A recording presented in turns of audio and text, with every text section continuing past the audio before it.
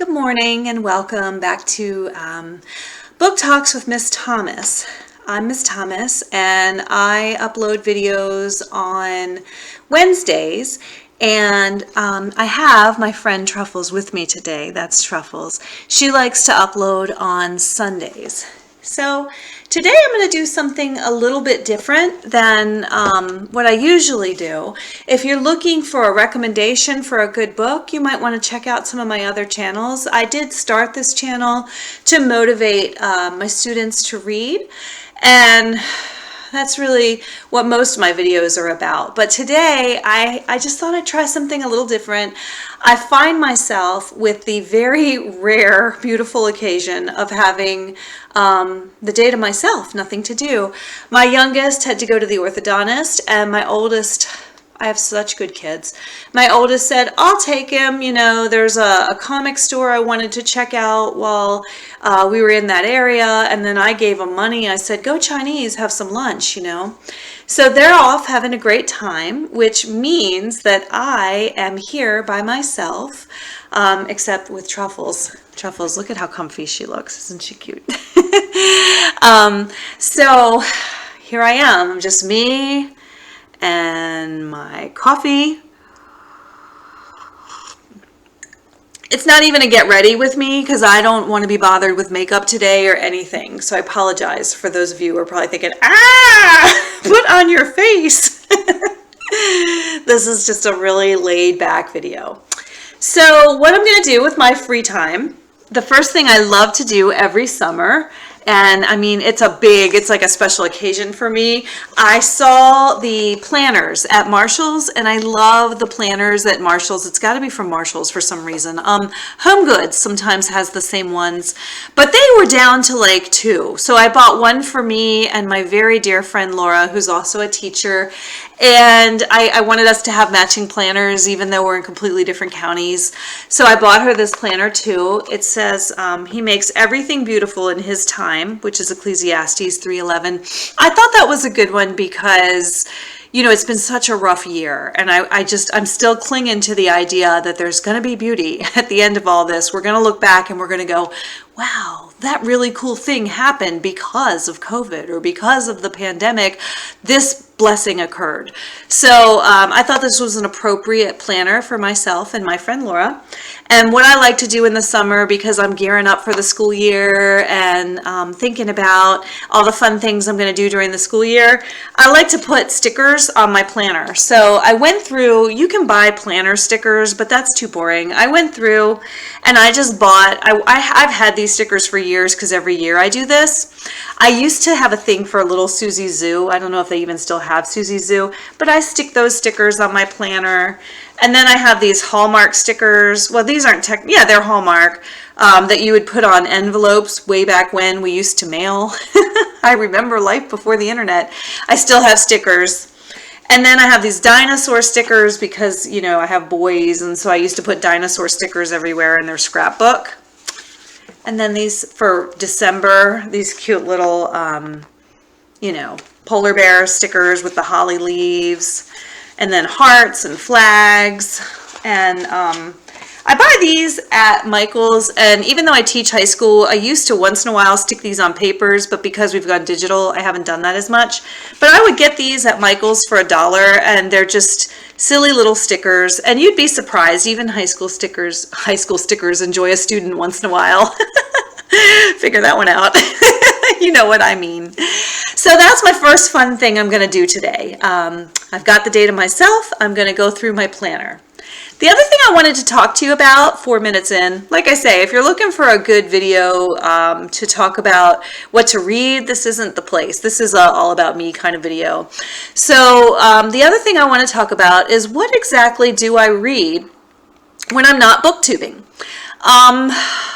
There's a lot, actually. It's been an unusually busy summer for me. So I am going to walk you through the things that I read when I'm not booktubing, and it's a lot. So this is going to be a long one, but like I say, it's only for people who might be interested in like a day in the life of Miss Thomas kind of thing. I have my son, he lost a bet. So I bet him that if I won, he would read a book with me this summer. And he lost the bet. So you would think, I was torturing him. Like, this is so unfair. I can't believe I have to read this book. So I suggested a few books, and he said no. He wanted to read Of Mice and Men. And I really think that he thought I would say, no, we're not going to read Of Mice and Men because there's a lot of blasphemy and there's a lot of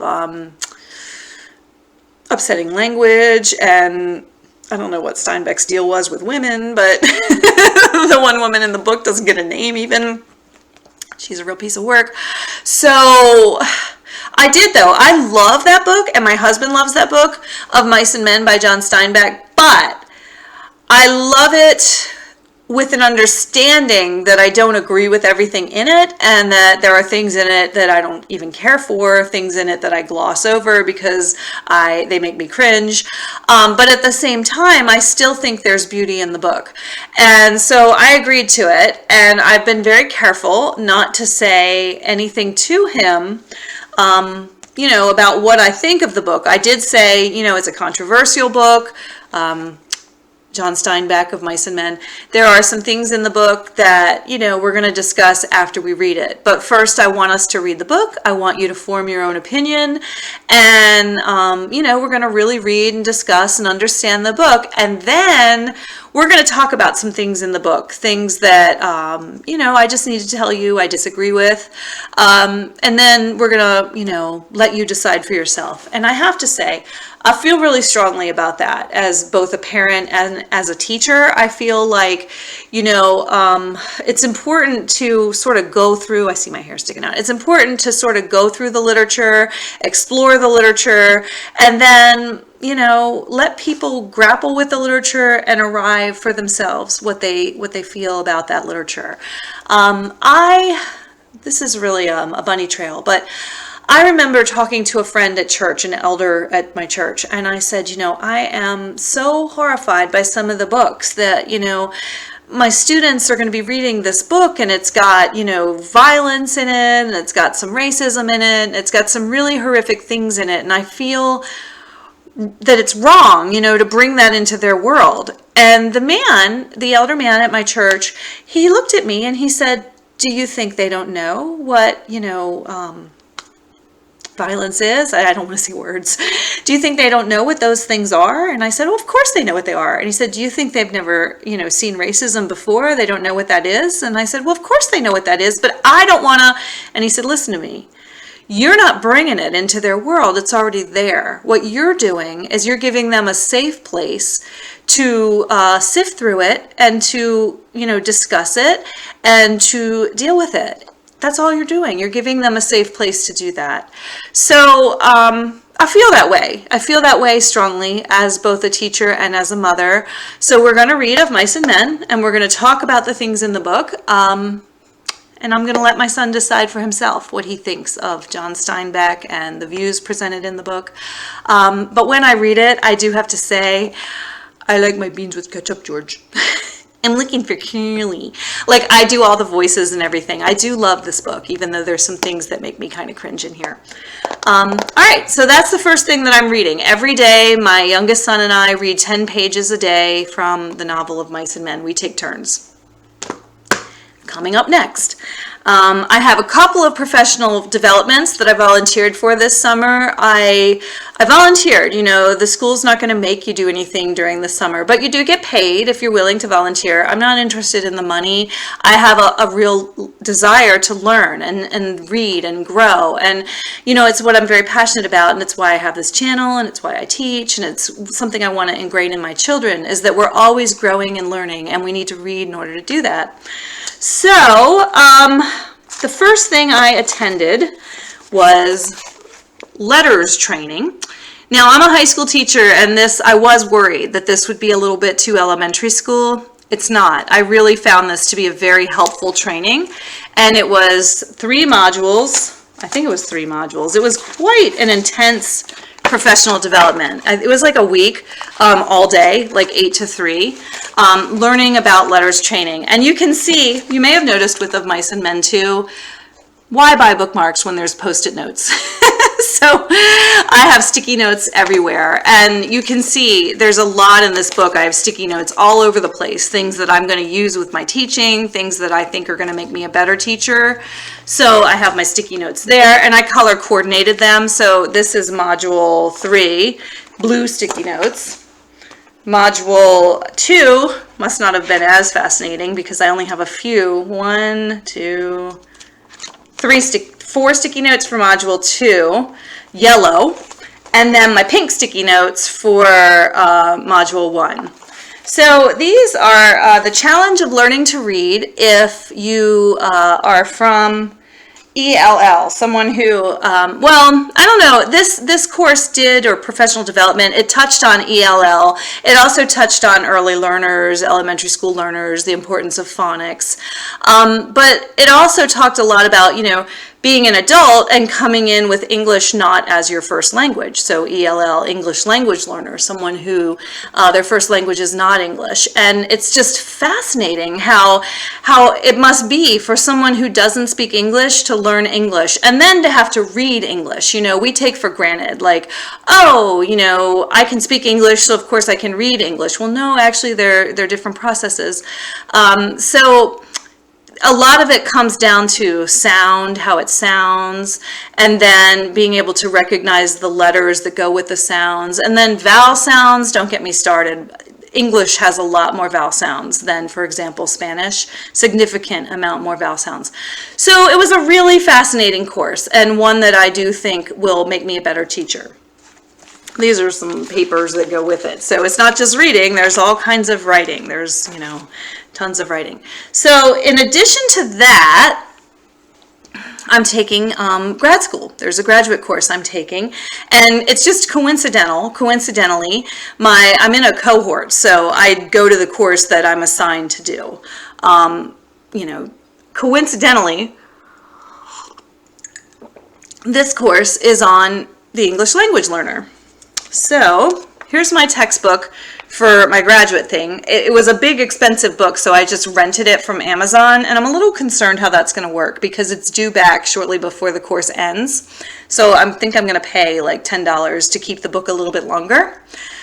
This is Reading, Writing, and Learning in ESL. In that case, it would be, we think of ELL, the English language learner. ESL is English second language. It's the same concept. So ESL. And this one is all about, you know, how to learn how to read, reading and writing if English is your second language. It's a whopper of a book. I mean, look at it. It's just, it's not like I don't think it's a terribly user-friendly book. It's not a lot of color and graphics. It's just text, and it's pages and pages and pages. It's almost 500 pages of text. So this is a course that I'm taking on how to teach reading and writing to people with English as a second language. This is the main textbook. This I'm renting. I don't really care for this book. I use it for, you know, necessary things in my course. But this book I'm definitely going to keep, and I'm excited to keep it. This book is the teacher toolbox for the ELL student, and this has all kinds of, this one's much more user-friendly. It has all kinds of fun activities and suggestions and strategies for how to make your lessons more effective and more approachable for people who don't speak English as their first language. I like this. And I like in my class, every week we have to, every person is responsible for teaching a strategy from this toolbox to the class. And we get a grade for treating the class as our class of students and presenting a strategy. So not only do we have the book available to us, but we can look at other people's presentations and see the strategies in action. So we can, you know, oh, I really like that one. I wasn't paying attention when I read it. So, you know, maybe I'll go back and do that strategy as well. But again, I don't just read for entertainment. There's a lot of necessary reading in my life. This one is almost 500 pages as well, but, you know, more enjoyable than the other textbook. Last, but absolutely not least, I finished a Bible study on the Sermon on the Mount. And, you know, I have to tell you, when I did this Bible study, I was like, really? Sermon on the Mount? We're going to spend weeks and weeks and weeks on 2 chapters of the Bible. We all know Sermon on the Mount, do unto others, you know, judge not lest you be judged. I didn't really think I would learn a lot from this study, and this has been a really fantastic study. I really like this study, Sermon on the Mount. One thing I like about it is it gets into the things that we're used to hearing over and over, you know, especially if we're Christians. And, you know, although the golden rule, when Jesus said, you know, do unto others as you would have done to you, it was interesting because we talked about other religions and how a lot of other religions have that golden rule, but they have it as a don't do to people what you wouldn't want done to yourself. And in the Christianity, it's do as you would have done. So it's just, you know, it was interesting. That's something I really liked about this study, was it looked at, you know, various things that Jesus said, and then it looked at various texts throughout, like, you know, this is what the Bible says in the book of Matthew, but let's compare it to what's being said over here in the book of Hebrews, you know. And so it was a lot of comparing, you know, things from the Sermon on the Mount. Do they line up with other parts of the Old Testament and New Testament? And I thought that was really cool. And another thing that we did in this study, which I loved as a language person, was we looked at like, we compared translations, and I think there's so much to be said for that. I really enjoyed looking at, like, okay, well, this is what the New Living Translation says in this verse, and then here's how it's worded in the New King James. Let's compare the two and see, you know, what they have in common, if they're different, do they contradict each other? Of course, the Bible does not ever contradict itself, but there are things in this study that we looked at where it may seem like a contradiction, you know. For example, Jesus says,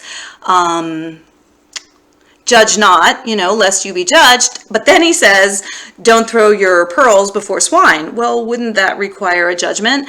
And so we had to really delve into that and really explore, like, well, not really, because if you're looking at, you know, what he means here and what he says here, they are the same. You know, you can judge not while keeping your pearls safe and not casting them before swine, so to speak.